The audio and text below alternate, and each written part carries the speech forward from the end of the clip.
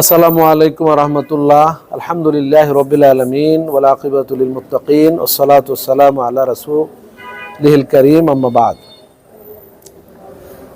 মসজিদে বায়তুল্লাহ এবং মাদ্রাসা দারুস সুন্নাহ পরিচালনা পরিষদের সদস্য মণ্ডলী এবং মাদ্রাসা দারুস সুন্নাহর শিক্ষক বৃন্দ, উপস্থিত আছেন অত্র প্রতিষ্ঠানের মেধাবী এবং দরিদ্র ছাত্রবৃন্দ।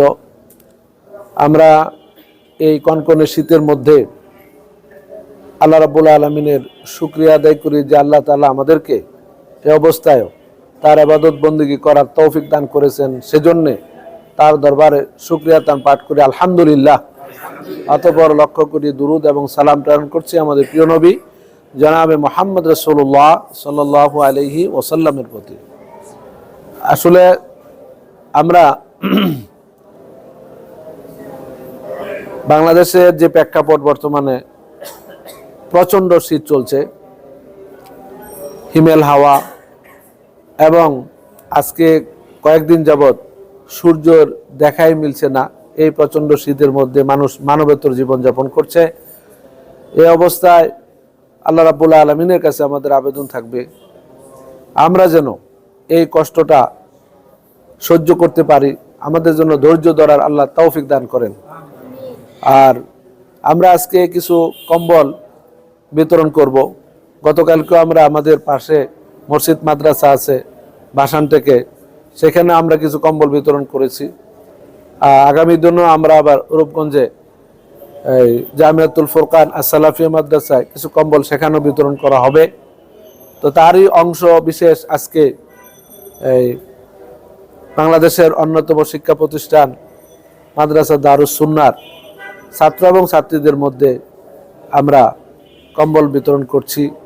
যারা এই কাজে অংশগ্রহণ করেছেন, সাদাকা দিয়েছেন, আল্লাহ রাব্বুল আলামিন তাদেরকে জাযায়ে খায়ের দান করুক এবং উত্তম প্রতিদান আল্লাহ দান করুক, এই দোয়া আমরা করছি।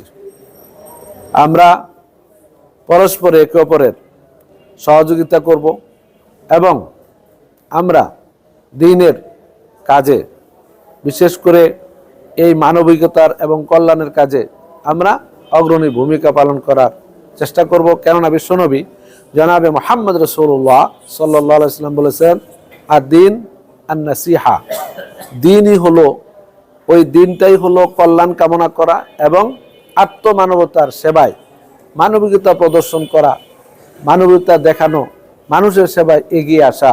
এটা প্রত্যেক মোমেন মুসলমান নারীর জন্য অপরিহার্য। যাই হোক, আমরা কথা আর বেশি না বাড়িয়ে আমি উদাত্ত কণ্ঠে আহ্বান জানাবো বিত্তশালী ভাই বোনদের প্রতি, বাংলাদেশের আপনারাও আপনাদের সুযোগ মতো সাধ্য অনুযায়ী বিভিন্ন জায়গায় আপনারা গরিব দুঃখী মানুষের কাছে, ছিন্নমূল মানুষের কাছে শীতের কিছু বস্ত্র, শীতের কিছু কাপড় কম্বল আপনারা পৌঁছে দেওয়ার চেষ্টা করবেন। এটা এই মুহূর্তে সবচেয়ে বেশি প্রয়োজন। আল্লাহ তাআলা আমাদের এই নেকের কাজে, এই পুণ্যের কাজে অংশগ্রহণ করার তৌফিক দান করুক এবং যারা করবে আল্লাহ যেন তাদের সবাইকে জাযায়ে খায়ের দান করেন। আল্লাহর কাছে আহ্বান রেখে আমি আমার সংক্ষিপ্ত কথা এখানে শেষ করছি। আকুলু কাউলি হাযা আস্তাগফিরুল্লাহ লি ওয়া লাকুম ওয়া লিসাইরিল মুসলিমিন। আসসালামু আলাইকুম ওয়া রাহমাতুল্লাহি ওয়া বারাকাতুহু।